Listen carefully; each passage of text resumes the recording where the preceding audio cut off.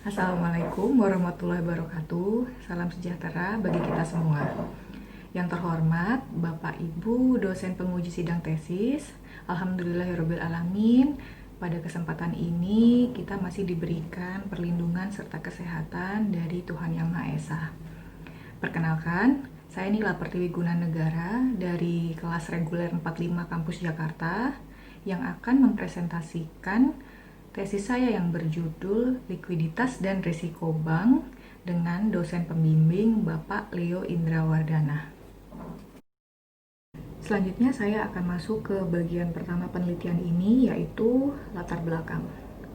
Perbankan di Indonesia merupakan sistem keuangan yang memiliki peran penting bagi perekonomian, salah satunya sebagai lalu lintas pembayaran. Kegiatan utama bank adalah menghimpun dana dalam bentuk simpanan, kemudian menyalurkannya dalam bentuk pinjaman. Dan hal tersebut tidak terlepas dari risiko likuiditas. Risiko likuiditas itu merupakan risiko yang harus dikelola oleh bank, yang apabila bank gagal melakukannya, maka bank akan menghadapi bank run atau bank rush yang mengarah pada kebangkrutan. Penelitian yang dilakukan Khan pada tahun 2017 serta Akarya dan Nakfi pada tahun 2012 menunjukkan bahwa perbandingan simpanan terhadap total aset merupakan ukuran dari risiko likuiditas. Dan simpanan itu melindungi perbankan dari bank run. Rendahnya risiko likuiditas juga berpotensi untuk meningkatkan risiko bank. Mengapa demikian? Karena melimpahnya simpanan dapat memacu manajer untuk memberikan pinjaman lebih agresif. Namun ada beberapa penelitian lain yang dilakukan oleh Hasan pada tahun 2019 menunjukkan bahwa jumlah simpanan memiliki hubungan negatif dengan risiko bank. Berdasarkan uraian tersebut, penelitian ini akan menitikberatkan analisa hubungan antara risiko likuiditas bank yang diproksi dengan jumlah simpanan terhadap risiko bank itu sendiri. Berdasarkan latar belakang penelitian yang telah saya paparkan, maka rumusan masalah pada penelitian ini adalah jumlah simpanan dapat berpengaruh positif maupun negatif terhadap pengambilan risiko bank berdasarkan beberapa studi empiris. Dan pada penelitian ini akan melihat hubungan jumlah simpanan dengan risiko bank, khususnya di negara berkembang yaitu Indonesia.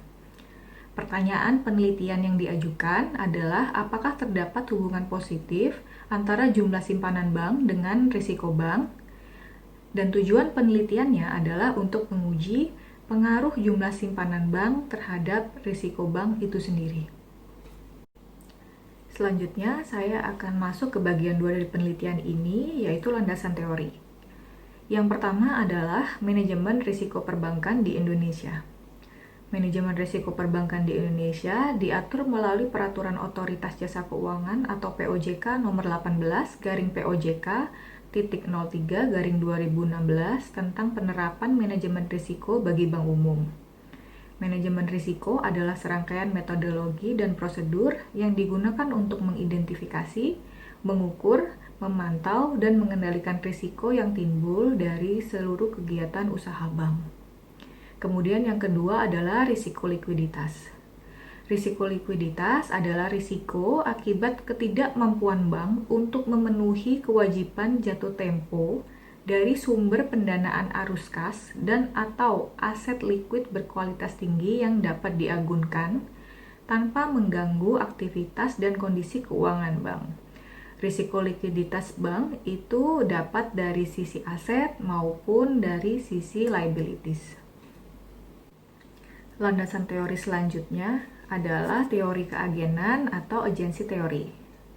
Berdasarkan penelitian Jensen dan Wakeling pada tahun 1976, disebutkan bahwa teori keagenan menggambarkan hubungan kontrak antara satu pihak sebagai prinsipal dan pihak lain sebagai agen, di mana agen itu diberikan kewenangan untuk mengambil keputusan dan memaksimalkan nilai prinsipal. Namun pada prakteknya, agen tidak selalu mengambil keputusan yang terbaik bagi prinsipal. Teori keagenan itu sendiri dibagi menjadi 3, yaitu konflik yang terjadi antara pemegang saham dengan manajer Kemudian yang kedua adalah konflik yang terjadi antara pemegang saham dengan debt holder atau kreditur. Dan yang terakhir adalah konflik yang terjadi antara pemegang saham mayoritas dengan pemegang saham minoritas. Selain teori dari literatur, beberapa penelitian terdahulu yang menjelaskan antara likuiditas dengan risiko bank antara lain, yang pertama adalah penelitian yang dilakukan oleh Khan pada tahun 2017, berfokus pada seluruh risiko perbankan dan risiko aset. Untuk risiko keseluruhan perbankan digunakan Z-score, yaitu jarak default atau gagal bayar, dan penelitian ini menghasilkan hubungan negatif antara risiko likuiditas simpanan terhadap pengambilan risiko bank, atau hubungan positif antara jumlah simpanan dengan risiko bank. Kemudian yang kedua adalah penelitian yang dilakukan oleh Akharya pada tahun 2012 secara teoritis memprediksi bahwa penurunan likuiditas bank yang diproduksi oleh simpanan menyebabkan peningkatan risiko bank. Melimpahnya dana simpanan justru memacu lebih banyak pemberian kredit secara agresif. Kemudian yang ketiga adalah penelitian yang dilakukan oleh Jensen menyampaikan bahwa manajer yang memiliki free cash flow akan membuat investasi yang tidak baik. Secara komprehensif diteliti bahwa likuiditas simpanan yang rendah akan membuat manajer memberikan pinjaman yang lebih agresif. Kemudian penelitian lainnya adalah yang dilakukan Hasan pada tahun 2019. Penelitian ini agak bertolak belakang dengan beberapa penelitian lain karena penelitian ini menunjukkan jumlah simpanan justru memiliki hubungan negatif dengan risiko bank. Penelitian ini lebih mengacu pada penelitian yang dilakukan oleh Khan dan Akharya, di mana beliau menyebutkan bahwa risiko likuiditas yang rendah sebagai hasil dari jumlah simpanan yang besar akan mengakibatkan manajer mengambil insentif untuk meningkatkan volume pinjaman. Kelebihan simpanan membuat manajer lebih percaya diri karena bank tidak akan menemui krisis likuiditas dalam jangka pendek dan proses pemberian kredit cenderung tidak dipertanyakan. Sehingga hipotesis yang disusun dalam penelitian ini adalah jumlah deposit berpengaruh positif terhadap risiko bank. Selanjutnya saya tampilkan kerangka penelitian ini yang menggambarkan hubungan antara variabel independen, variabel kontrol terhadap variabel dependen. Variabel independen utama dalam penelitian ini adalah jumlah deposit atau jumlah simpanan. Dan penelitian ini juga menggunakan beberapa variabel kontrol, diantaranya modal, ukuran perusahaan, struktur kepemilikan atau persentase kepemilikan terbesar, kemudian BOPO, kemudian pinjaman, ROAA, konsentrasi bank dengan aset terbesar, Islamic banking, serta pertumbuhan produk domestik bruto. Dan terakhir, variabel dependennya adalah risiko bank. Selanjutnya masuk pada bagian 3, yaitu metode penelitian.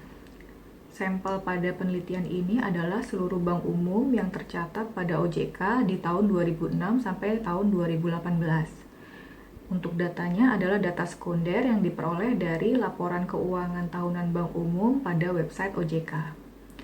Untuk estimator yang digunakan adalah fixed effect. Dan untuk penjelasan variabel-variabelnya adalah variabel dependen itu merupakan risiko bank yang terdiri dari yang pertama risiko bisnis yang diproksi dengan standar deviasi ROA. Yang kedua adalah risiko insolvents yang diproksi dengan Z-score.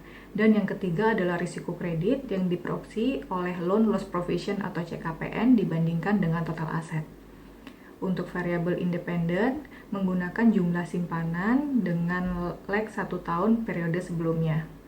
Kemudian variabel kontrol adalah yang pertama ownership structure concentration, yaitu persentase kepemilikan terbesar. Yang kedua adalah return on average asset atau ROAA, yaitu laba bersih dibandingkan rata-rata total aset. Yang ketiga adalah bank size, yaitu dengan natural logaritma total aset. Yang keempat adalah modal, yaitu ekuitas dibagi dengan total aset. Yang kelima adalah beban operasional dibandingkan dengan pendapatan operasional atau BOPO. Yang keenam adalah pinjaman. Yang ketujuh adalah Islamic banking, yaitu variabel dummy, di mana kalau bank syariah itu 1 dan bank konvensional itu 0. Kemudian yang terakhir adalah pertumbuhan produk domestik bruto.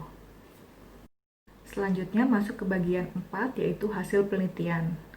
Berikut saya tampilkan statistik deskriptif perbankan tahun 2006 sampai dengan tahun 2018. Dari 1.433 observasi, terlihat bahwa perbankan di Indonesia memiliki rata-rata aset senilai 35,6 triliun, dengan rata-rata konsentrasi kepemilikan terbesar adalah 82% dan maksimal sebesar 100%. Selanjutnya, berdasarkan uji Hausman, dihasilkan bahwa p-value penelitian ini adalah sebesar 0,006 dan itu lebih kecil daripada alfa 0,05. Sehingga estimator yang digunakan dalam penelitian ini adalah fixed effect dibandingkan dengan random effect. Selanjutnya, untuk uji multikoleniaritas, ini menunjukkan ada potensi multikol antara variabel independen utama atau jumlah deposit dengan modal bank yang diproksi dengan total ekuitas dibandingkan dengan total aset, yaitu sebesar minus 0,57. Namun, hal ini akan bermasalah saat error regresi akan membesar. Selanjutnya, saya akan menampilkan hasil regresi dari penelitian ini. Pada variabel independen utama, jumlah simpanan berpengaruh positif signifikan terhadap Z-score pada level 1%. Kenaikan jumlah simpanan akan meningkatkan Z-score yang menunjukkan penurunan risiko insolvents, sehingga terdapat korelasi negatif antara jumlah simpanan dengan risiko insolvents. Selanjutnya, hubungan antara total simpanan dengan risiko bisnis yang diproksi dengan standar deviasi ROA adalah negatif pada level 5%. Dengan demikian, semakin tinggi jumlah simpanan, maka risiko bisnis akan semakin rendah. Apabila dilihat dari risiko kredit yang diproksi dengan LLP, jumlah simpanan tidak memiliki hubungan signifikan dengan risiko kredit. Berdasarkan hasil regresi, hipotesis yang diajukan penelitian ini tidak terdukung. Mengapa tidak terdukung? Karena hipotesis yang diajukan pada penelitian ini, jumlah simpanan berpengaruh positif terhadap risiko bank. Namun dari hasil regresi dihasilkan bahwa jumlah simpanan memiliki pengaruh negatif dengan risiko bank. Beberapa penelitian yang dapat menjelaskan hubungan negatif antara jumlah simpanan dan risiko bank, antara lain penelitian yang dilakukan oleh Hasan, perbankan cenderung menjaga likuiditas tetap tinggi dengan menurunkan risiko likuiditas untuk meningkatkan stabilitas bank itu sendiri. Bank menghadapi risiko lebih rendah sebagai respon dari penurunan risiko likuiditas. Kemudian selanjutnya adalah penelitian yang dilakukan oleh Berger yang setuju saat menahan sejumlah dana akan menurunkan risiko likuiditas dan membantu bank untuk mendapatkan stabilitas. Hasil regresi dari variabel kontrol yang pertama, struktur pemilikan terbesar memiliki hubungan positif dengan risiko kredit pada level 1%. Yang kedua, variabel kontrol ROAA memiliki hubungan positif dengan Z-score, standar deviasi ROA, dan LLP pada level 1%.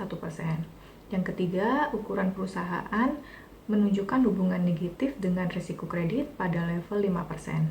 Yang keempat, modal bank yang diproksi dengan ekuitas memiliki hubungan positif dengan risiko bisnis pada level 1%.